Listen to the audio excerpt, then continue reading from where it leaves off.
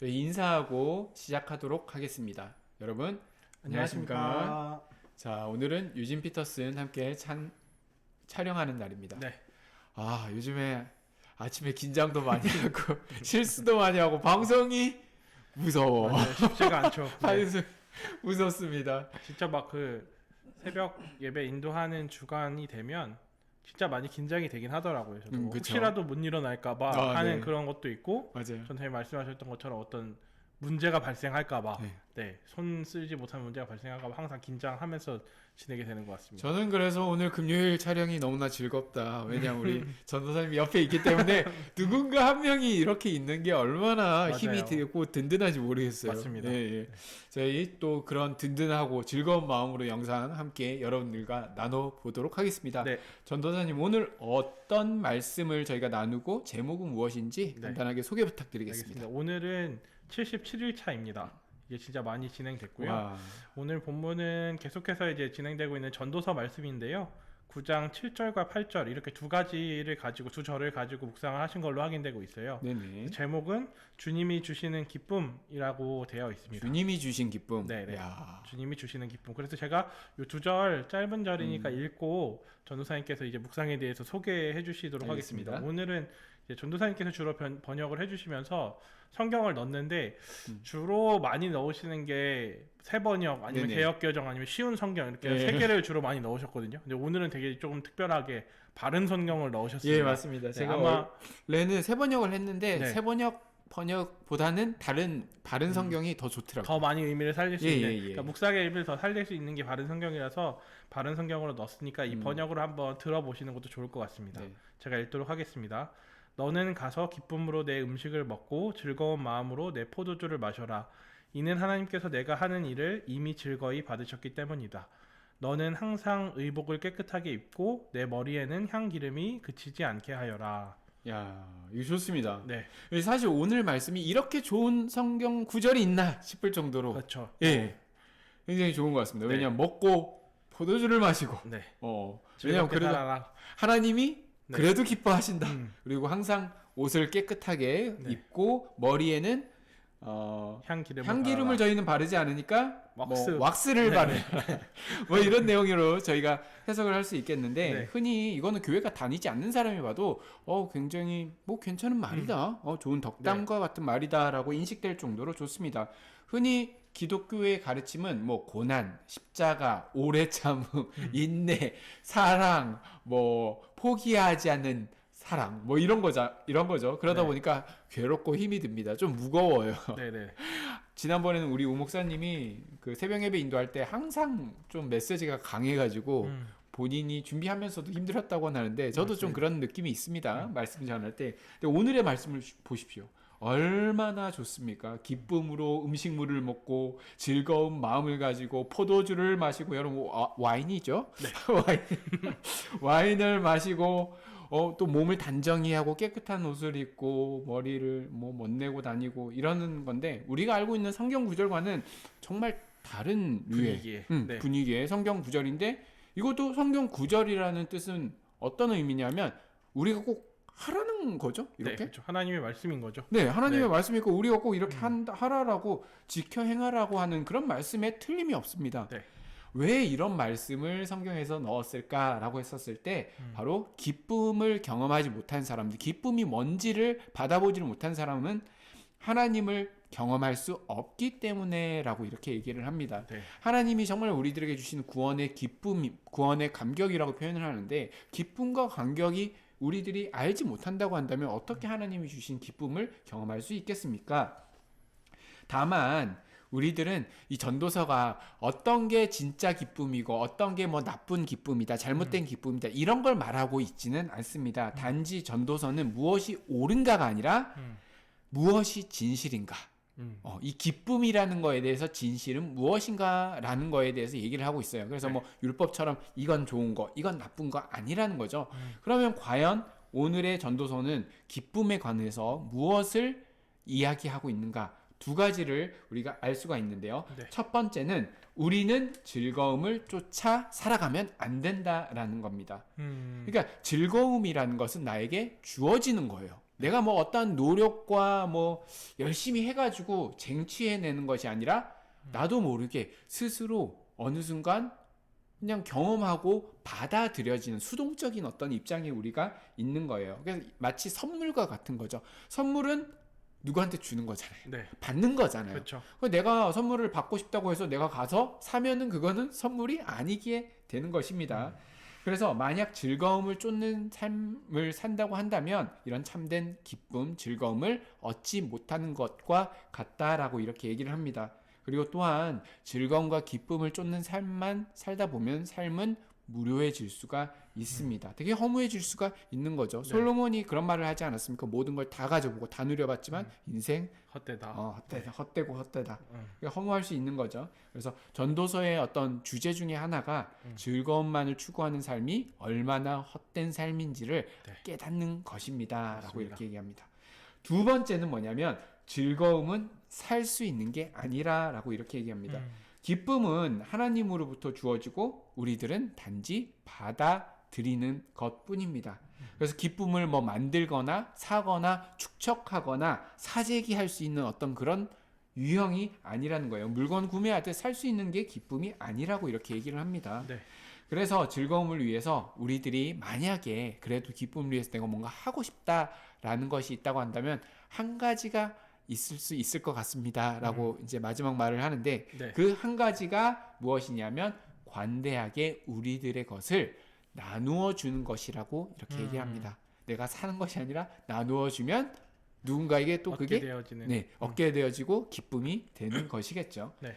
그래서 하나님은 최고의 기쁨의 원천이고 단 하나의 기쁨입니다. 네. 여러분은 기쁨을 얻기 위해서 열심히 노력했는데 혹시 배신당한 적은 없습니까?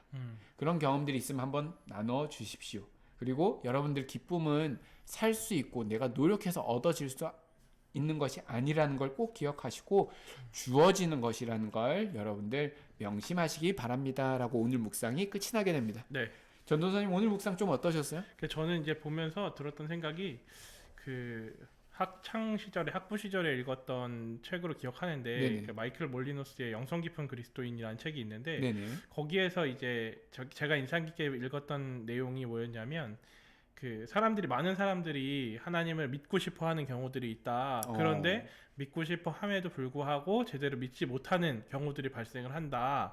그런 경우는 대부분이 어떤 경우냐면 잘못된 방법으로 추구하고 있기 때문이다. 하나님을 믿고자 하는 추구하는 방법이 잘못된 방법이기 때문이다라고 지적을 하고 있는데 저는 그 내용이 이제 요즘 피터슨 묵상을 보면서 좀 생각이 났어요. 네. 왜냐하면 사람들이 생각을 할 때 신앙을 그리고 믿음을 가지려고 하는 이유 중에 하나가 조금 더 행복한 삶을 살아보려고 좋은 거 하나라도 건지려고. 그렇죠. 네. 그렇죠. 기쁘고 맞아요. 즐거운 삶이 되고 싶어서라고 하는 경우들도 종종 있는데 이것은 약간 선후 관계가 잘못된 거다라고 지적하는 것처럼 저는 네네. 느껴졌어요. 왜냐하면 하나님 안에 참 기쁨과 즐거움이 있는 것은 분명하지만 그 기쁨과 즐거움을 추구하기 위해서 쫓기 위해서 신앙을 가지려고 하다 보면 결국은 올바른 신앙을 얻을 수는 없다. 네네네. 그러니까 오히려 올바른 신앙 안에 하나님을 추구하고 하나님의 영광을 바라고 살다 보면 더불어 얻어지게 되어지는 것이 자연스럽게 따라오는 것이 우리 삶에서 얻을 수 있는 참 기쁨과 즐거움이다. 라는 이야기처럼 들렸거든요. 네네. 그래서 그런 이야기를 보면서 최근에 이제 제가 이제 경험했던 어떤 일들이 하나 생각났어요. 그러니까 요즘 되게 굉장히 많이 핫한 이슈 중에 하나가 싸이월드라는 앱이 출시가 됐거든요. 그거 폐지됐잖아요. 그렇죠. 네, 그거 약간 막 그 한 시대 미니홈피라는 시대가 열렸을 때 사람들이 엄청 열광을 했었는데 와, 제 사진 한 300장이 거기 업로드돼 있어요. 묻혀 있어. 사진이. 네, 기억도 안 나. 네, 그래서 그게 엄청 유행을 했었는데 이제 계속해서 이제 어떤 트렌드가 변화되잖아요. 네네네. 그 메타를 쫓아가지 못하다 보니까 이제 사장이 되었고 사장이 되다 보니까 문제가 발생한 게 뭐냐면 결국은 유지하지 못하고 그 회사를 다른 쪽으로 뭐 팔아넘겼다가 네네. 제대로 되지 않아서 없어졌는데 그거를 여러 차례 복구하려고 하는 시도가 있었는데 계속 실패했어요. 그래서 이번에도 앱이 출시된다 그랬을 때 뭐 안 되면 말지. 저도 이제 사진을 좀 많이 가지고 있다 보니까 안 되면 말지 하고서 그냥 넘겨놨었는데 그냥 가입만 하고 계정 찾기만 해놨었어요. 근데 어저께 저녁 때 이렇게 알림이 뜨더라고요, 휴대폰에. 사진이 복원됐다라고 하면서 들어가 보니까 저 진짜로 그 사진이 복원이 돼 있는 거예요. 저는 보니까 한 대략적으로 한 6천 장 정도 이렇게 복원이 됐더라고요. 우와, 20대, 10대, 그쵸? 20대 20대 중반 그 카메라를 주로 사용했던 어. 거는 20대 초반부터니까 네네네. 그때부터 와. 한 10년 정도의 세월이 이제 복원이 된 거예요. 네, 그러다 보니까 그 사진들을 이제 쭉 살펴봤거든요. 네. 근데 이제 참 첫 번째로 들었던 마음은 뭐였냐면 참 인간관계가 넓지 않다. 그래요? 왜냐면 내 사이월드 사람 6천 개의 사진을 보는데 그냥 온통 다 교회 사진입니다. 제가 다 이제 교회 사진. 이전에 다녔던 교회의 사진들이 없고 그러다 보니까 지금 교회 다니고 있는 같은 교회 다니고 있는 그 청장년이 한 명 있잖아요. 네네. 문경이 그 문경이랑 같이 있었던 시간들이 있다 보니까 이 아. 친구의 뭐 고등학생 시절 와. 그리고 이제 20살이 됐을 때 대학생이 막 20년 됐을 전 때 사진이니까. 그렇죠. 그리고 뭐 군대 이등병 시절, 뭐 네. 상병 시절 이런 것들이 쭉 남아 있더라고요. 그래서 보면서 약간 좀 웃었는데 주로 이제 사진들이 남겨지게 되는 것들은 어떤 이벤트가 발생했을 때 주로 사진을 찍잖아요. 그렇죠. 그러니까 뭐 일상적으로도 많이 찍긴 했는데 대부분의 사진들은 이제 뭐 수련회 갔을 때, 그 당시에는 스마트폰이 없었잖아요. 그쵸. 그러다 네네. 보니까 사진을 네. 굳이 찍었었어요. 예전에는 이제 카메라가 달린 핸드폰이긴 했는데 굉장히 이제 낮은 품질의 네. 막 되게 진짜 막 지금으로 따지면 한 요만한 정도 예. 사이즈 사진만 되어지는 그런 스마트폰처럼 이렇게 인화가 가능했던 시절이 아니다 보니까 그 사진을 종종 찍게 되면 이제 디지털 카메라로 찍었었어요. 네, 그런 맞아요. 사진들이 이제 무수히 많이 남아 있는데 그런 사진들이 대부분 다 이제 이벤트예요. 뭐 놀러 갔을 때 그리고 수련회를 했을 때 MT를 갔을 때 뭐 체육 대회를 했을 때 다 즐거운 사진들이겠네요. 네, 그렇죠. 그러면? 계곡에 가서 놀았던 사진들, 맞아요. 뭐 펜션에 놀러 갔던 거, 바다를 갔던 거 이런 사진들이 쭉 모여 있는 거예요. 그러면서 이제 들었던 생각이 이제 아내랑 보면서 들었던 생각이 야 진짜 열심히 놀고 살았다. 애들이랑 되게 많이 네. 놀러 다니고 되게 많이 즐겁게 살았구나라는 생각이 좀 들었어요. 네네. 그러니까 그러면서 들었던 생각이 거기 안에 담겨 있는 이제 즐거움과 기쁨을 보다 보니까 그 내용들이 오늘 유진 피터슨 목사님이 묵상을 통해서 이야기했던 내용과 저는 이렇게 같은 맥락에 있지 않나라는 생각이 들었거든요. 왜냐하면 유진 피터슨 목사님께서 이제 말씀하셨던 내용이 유일하고 정당한 기쁨은 하나님 안에서밖에 있을 수가 없고 최고의 기쁨의 원천도 하나님밖에는 되지 않는다라는 네네. 이야기였는데 어찌됐건 제가 교회 장면에서의 생활들이 쭉 나열되어 있는 사진을 보다 보니까 내가 그거를 추구하기 위해서 사실은 교회를 다니진 않았거든요. 그러니까 아이들이랑 놀고 즐겁고 행복하게 뭐 게임도 많이 하고 좋은 곳도 많이 다니고 놀러도 많이 다니겠다 이런 마음으로 교회를 다녔던 건 아니고 그러니까 하나님을 사랑하고 하나님의 뜻대로 살기 위해서 다녔던 교회 안에서의 일상이 이제 쭉 그려져 있는 거예요. 근데 사실은 외적인 측면으로 보게 되어지면 지금보다 그때가 훨씬 더 열악했습니다. 그럼 뭐 가난하고 교회도 네. 개척교회였고 그러다 보니까 개척교회는 운영되어질 때 제가 다녔던 교회들은 대부분 교회 운영비를 다 사용하고 나면 여유돈이 얼마 남지 않고 그 여유돈이 얼마 되지 않는 것은 결국은 다 사역자의 사례비로 드릴 수밖에 없었는데 5인 가족이셨어요. 근데 5인 가족이었는데 막 급여를 제일 많이 드렸을 때가 한 250만 원 정도 드렸고 그리고 교회가 형편이 어려울 때는 100만 원, 150만 원밖에 드리지 못하는 그런 상황들이 자주 발생하다 보니까 교회는 어떤 여유 자금이라는 건 없었습니다. 그러면 행사를 하게 되어지면 네. 결국은 그 교인들이 다 자기 주머니를 털어서만 할 수 있었어요. 그러다 보니까 이제 기억에 남는 기억 중에 하나는 그 저랑 문경이가 그때도 이제 학생들을 섬겼었는데 이제 문경 형제가 이제 아이들이랑 좀 우리끼리 학생들끼리 좀 수련회를 갔으면 좋겠다, MT를 갔으면 좋겠다. 그러면서 자기가 이제 아르바이트를 해서 벌은 돈이 있으니까 아르바이트였는지 아니면 군대에서 모았던 돈이 둘 중에 하나거든요. 그래서 그거 있으니까 형 이거 가지고 애들이랑 좀 놀러 가자. 그래서 문경이랑 저랑 해서 제 기억에는 한 150만 원 가까이를 둘이 모아서 와. 같이 이제 네. 그렇게 MT를 갔던 기억이 있거든요. 교회에서는 이제 원조를 구할 수 없으니까 우리가 가진 거 가지고 하자. 근데 사실은 그거 가지고 할 수 있는 것도 풍족하진 않은데 그래도 그게 되게 기쁘고 즐거웠어요. 그게 아깝지 않았고 같이 나누는 것들이. 그래서 그런 모습들이 떠오르면서 우리가 살아가는 삶 그리고 신앙 안에서 살아가는 삶에서 겪는 즐거움과 기쁨들이 지금은 비록 잘 그 현실을 살아가고 있는 과정 중에는 잘 느끼지 못할지 모르겠지만 시간이 지나서 지금 제가 어떤 싸이월드 앱을 통해 사진을 봤던 것처럼 시간을 지나서 보게 되어지면 조금 더 그 기쁨과 즐거움, 그 유닌 피터슨 목사님 말씀하시는 하나님께서 우리에게 베풀어 주시는 그 즐거움과 기쁨들이 얼마나 큰지를 조금 더 돌아볼 수 있는 시간이 되는 건 아닌가 하는 생각이 좀 들었습니다. 맞아요. 그때 당시에는 분명히 또 어렵고 네. 환경들이 그랬으니까 고민도 많았을 거 아니에요. 네, 근데 네. 사진에 그렇게 좋은 모습들, 기쁨이나 행복이 묻어져 나올 수 있었던 이유는 또 시간이 지나서 보니까 와, 맞습니다. 그때 힘들었었는데 시간 지나고 보니까 좋았었네, 행복했었네. 맞습니다. 이렇게 선물로 다가온 것 아름다운 추억으로 되어 네, 있는 그런 맞습니다. 면도 있는 것 같습니다. 지금도 저희가 그럴 것 같아요. 뭐 그렇게 행복한 삶이 아닌 것 같아요. 와 행복해 좋아 막 웃으면서 사는 삶이 아닐지라도 또 삶에 또 최선을 다하고 있다고 한다면 네. 우리가 할 수 있는 거 하면서 그렇게 산다고 한다면 나중에 또 10년, 5년, 10년 뒤에 또 이때의 어떤 삶을 되돌아볼 기회가 있다고 한다면 분명히 웃는 모습들이 담겨져 있을 겁니다. 맞습니다. 예. 아주 좋네요. 네. 예. 전도사님은 오늘 묵상 보시면서 어떤 생각 드셨습니까? 저는 이제 오늘의 말씀을 보면서 공감되는 게 많은 사람들 아니죠. 모든 네. 사람들이 다 기쁨이나 즐거움을 쫓아 살아가는 것 같습니다. 맞습니다. 어느 누가 나는 불행하고 싶어요. 음. 나는 고난받고 싶어요.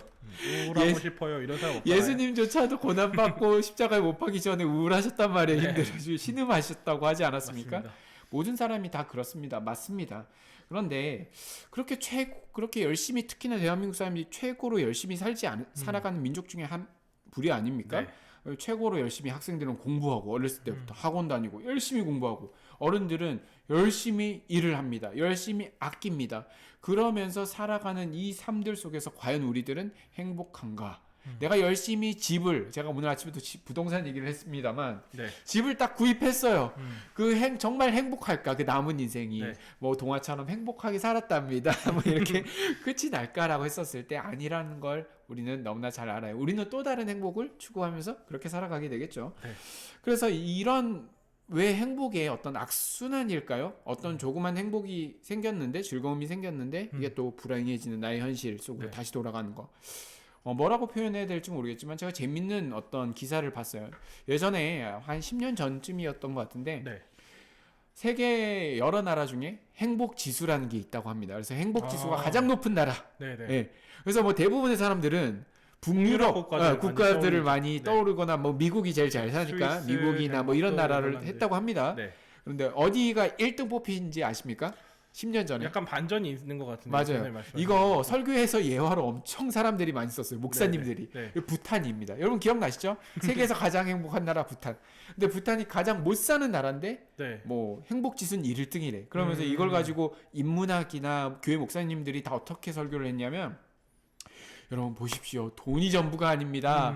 행복은 내 상황과 내 환경과 변함없이 행복해질 수 있는 겁니다. 그러니까 여러분 없어도 행복하십시오. 웃으십시오라고 예전에 이렇게 그런 드라마도 있었잖아요. 행복은 성적순이 아니라. 맞아요. 여러분들 다 기억하실 거예요. 네, 네. 그런데 여러분 10년 뒤에 어떤 일이 발생한지 아십니까? 10년 뒤에 다시 한번 행복 지수를 조사를 했는데 이 그 나라 그대로 부탄, 다시. 네. 부탄 나라를 지수를 했습니다. 1등이었던 나라가 몇 등이 되는지 아십니까? 엄청 떨어진 거 아닙니까? 맞습니다. 거의 꼴찌로.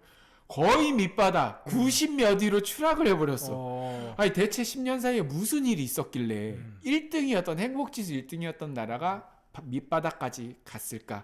사실 그 기사 뜨고요. 전 세계에서 관광객들이 엄청 갔대요. 행복해지고 싶어서. 부탄이라는 나라에. 그러면서 이 네. 부탄이라는 나라가 경제적인 혜택을 아주 조금 받으면서 사람들도 많이 보게 됐어요. 외지의 사람들도.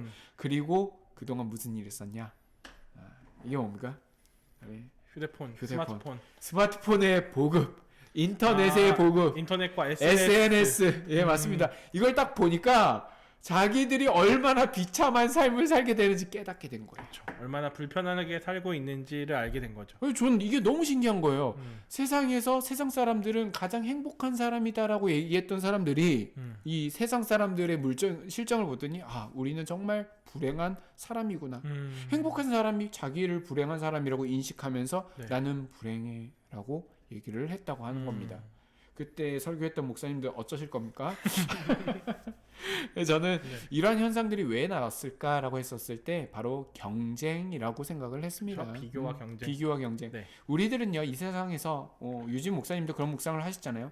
행복, 기쁨, 즐거움이라는 것은 쫓을래야 해도 쫓을 수가 없고 살려고 해도 살 수 있는 어떤 그런 게 아니라고 하는 거예요. 네. 가장 진정한 행복은 무엇이냐? 내가 누군가 나한테 줄 수밖에 없는 거예요. 나에게 주고 내가 그 준 선물과 같은 행복과 기쁨을 가지고 내가 만족할 수 있는 거. 그게 바로 진정한 행복이라고 하는 겁니다. 네. 그렇기 때문에 우리가 무엇을 위해서 행복을 위해서 내 가족의 안정을 위해서 추구하면 추구할수록 우리들은 행복 지수가 떨어질 수밖에 없는 이 불편한 진실이 네. 이 가운데 이 삶에 있는 것 같아요. 그래서 저는 여러분들이 너무 열심히 노력하지 않았으면 좋겠어요. 다른 사람도 보지 마시고요. 유진 목사님도 그런 얘기를 하셨잖아요. 아까도 우리 전도사님 나눠주셨고 행복할 수 있는 단 하나의 방법이 굳이 꼽자면 관대하게 남한테 나누어 줄 수 있는 거. 네. 그거밖에 없습니다. 내가 가지면 가질수록 더 나는 초라해지고 더 나는 불행해지는 게 바로 이 행복, 즐거움의 어떻게 보면 역설적인 그런 모습이 아닐까라는 생각을 합니다. 분명 우리들은 행복할 수 있는 여건들이 있습니다. 부탄 사람들처럼. 자신이 이 주변 사람들이 인식하지 않고 내게 주어진 삶을 감사하면서 하루하루 만족하면서 살아가면 돼요. 그러면 기쁨이라는 감정들이 분명히 올 겁니다. 하나님이 나를 얼마나 사랑해 주시고 나를 지켜주시는지 분명히 알게 될 거예요. 그런데 우리는 끊임없이 요구하고 축적하려고 하고 더 많은 이거에 더 많은 이러한 행복과 어떤 축복을 원하다 보니까 그게 나의 목을 죄고 나를 불행하게 만드는 요인이 아닌가라는 그런 생각을 또 해보게 되더라고요. 맞습니다. 이렇게 움켜쥐려고 하면 움켜질수록 놓치게 되어지는 것 같습니다. 이 말씀하셨던 내용을 네, 맞아요. 되어지면. 장어 같은 건가? 행복은? 장어요? 오히려 물 이런 거 아닐까요? 장어는 잘 잡는 사람들도 있으니까. 그렇습니까? 네, 맞습니다. 네. 자, 여러분들 행복하십니까? 네. 저는 여러분이 행복했으면 좋겠습니다. 네. 행복할 수 있는 유일한 방법은 굳이 한다면 베푸는 것. 그리고 내가 행복은 받는다라는 걸 꼭 기억하시고요. 여러분들 행복했으면 좋겠어요. 그렇죠? 그러니까 내가 가진 것을 들여서 남한테 어떤 것을 베푸는 행동 자체가 조금 다르게 생각해 보면 내가 누군가를 도와줬다, 베풀어줬다가 아니라 내 값을 지불해서 상대방의 미소를, 상대방의 즐거움을, 상대방의 행복을 제가 사는 거라고 생각하면 좋을 것 같습니다. 좋습니다. 네. 아주 좋네요. 네. 그러니까 내 행복은 못 사지만 상대방의 행복을 살 수가 있어. 네. 이 좋습니다. 상대방이 행복하면 사실 저도 행복하잖아요. 그렇죠. 네, 예. 맞습니다. 예, 여러분들 그런 주말 되셨으면 좋겠고요. 네. 저희는 주말 때 여러분들 교회에서 혹은 또 영상으로 온라인상으로 찾아뵙도록 하겠습니다. 네. 우리 인사하고 마치도록 하겠습니다. 여러분 감사합니다. 감사합니다.